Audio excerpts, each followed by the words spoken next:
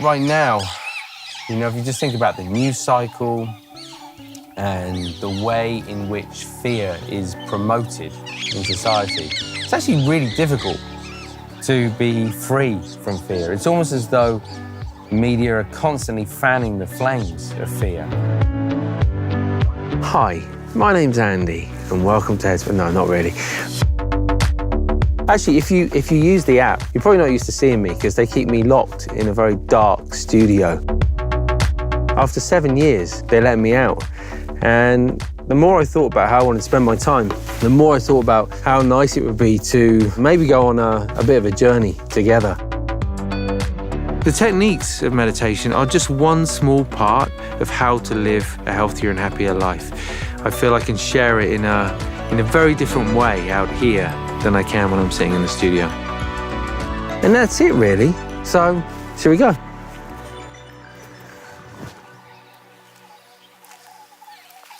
When I think of examples, times in my life where I felt afraid, I'm almost spoilt for choice.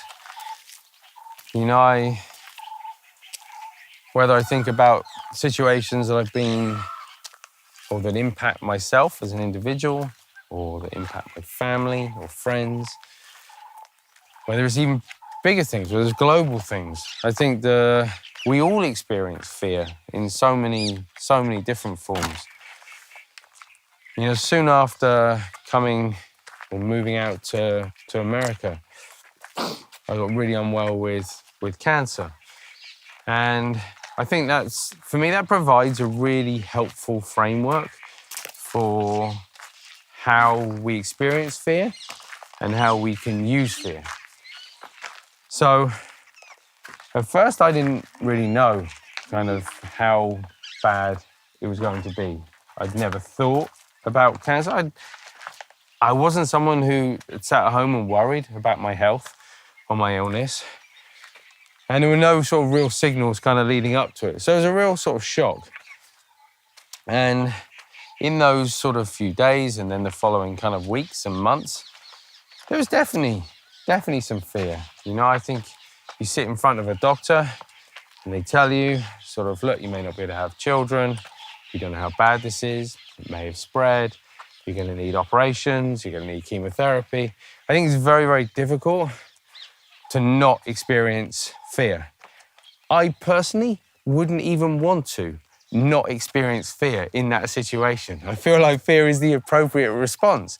So if our physical well-being, if our emotional well-being is under threat in some way, that's a signal. And sometimes we kind of need to listen to that. Had I not listened to it, I wouldn't have even gone to the doctors in the first place. So again, fear can be really, really helpful. But once I had the information, there was a choice. And there's a lot of uncertainty with cancer, with any kind of physical kind of illness. The doctor didn't have the answers. I didn't have the answers. And I could have either listened to some of the worst case scenarios that he was playing out. I could have taken those home and spent countless hours thinking about them and allowing that to sort of become the story. Or I could have listened to sort of some of the best case scenarios and played that out and not paid enough attention to my health. Or I could have just ignored the whole thing, pushed them away somewhere and not thought about them. I think the training in mindfulness for me, what it showed me was that there was the possibility to create a space where all of this stuff was welcome, where none of it was rejected, where none of it was encouraged, but where I could experience those things. And some days that meant sitting down and tears would come. And of course, they were tears of fear, of sadness, anxiety, so many different things kind of wrapped up in it. On other days, I'd sit down and actually I felt very happy. Couldn't really say why. Didn't have a lot of reason to be happy at the time, but for some reason I was. And sitting down and watching those changing emotions day after day showed me that fear isn't something that is permanent. It's not something that's kind of locked in. It's something that tends to sort of come and go. But that's not usually how we think about it. It's almost as though we have an idea of fear and we kind of go back to it and we remind ourselves of what it feels like. And because of that, every time we go there in our mind, and because we always find it, because we are looking for it, we have a sense that fear is kind of ever present. So for me, during that period of time, it really allowed me to sort of train in that art, if you like, of being present and then not getting swept away and not resisting.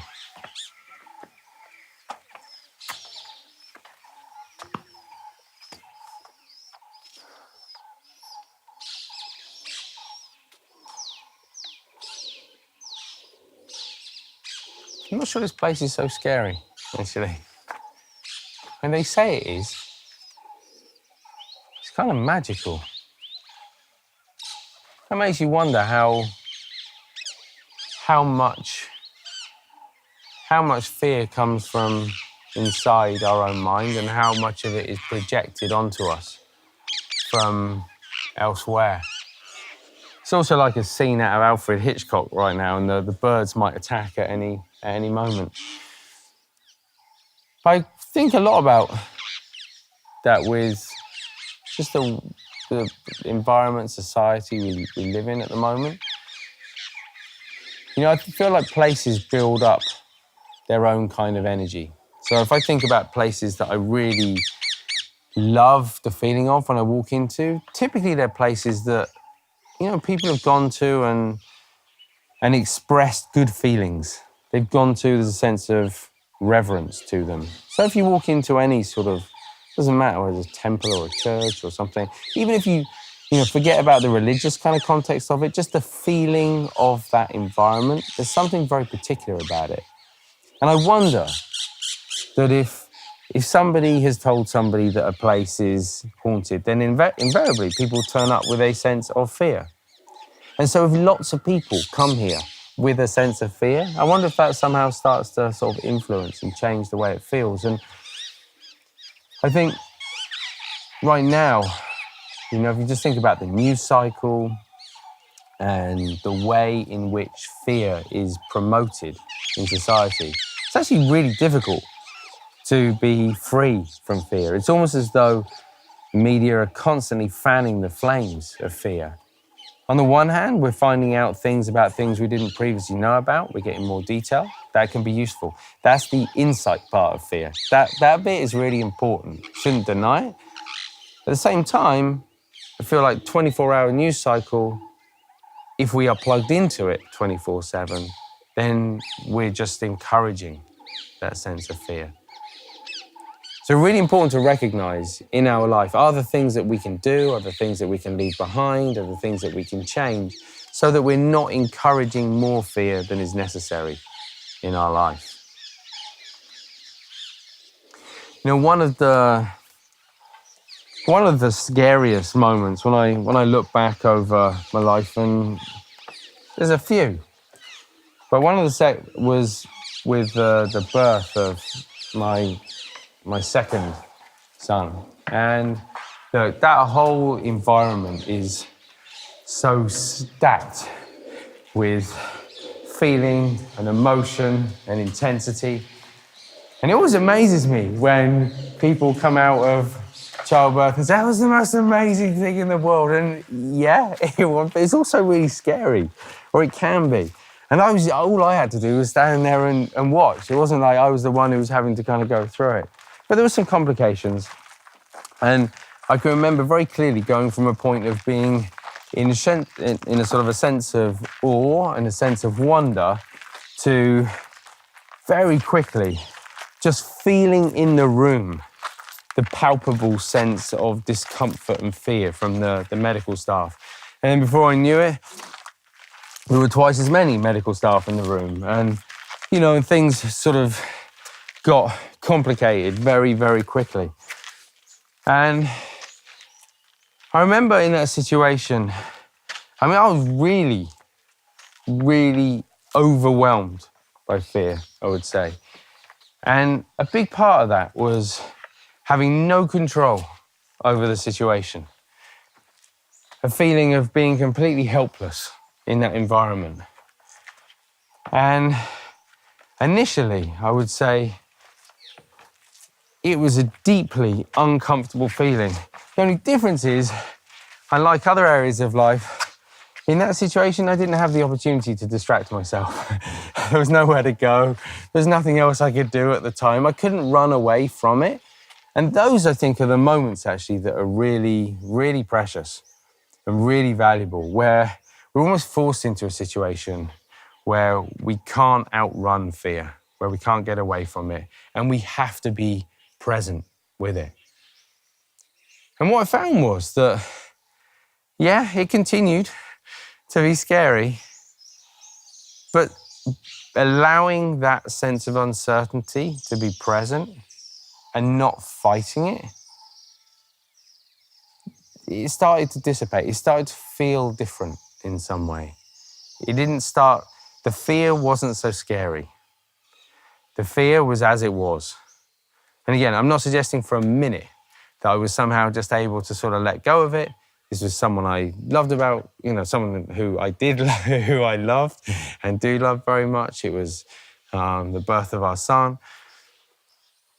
But there was definitely a change in the relationship to fear. When I remember really clearly, to begin with, my initial reaction was actually to fight it, to push against it.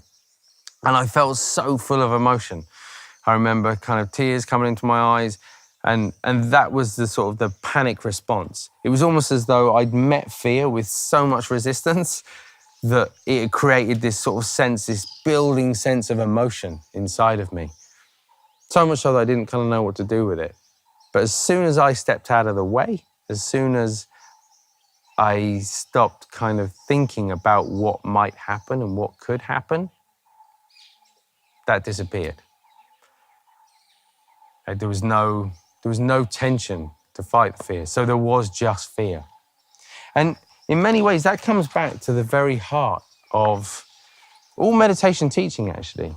There's a really nice Zen saying. And again, forget about any sort of religious sort of context to this.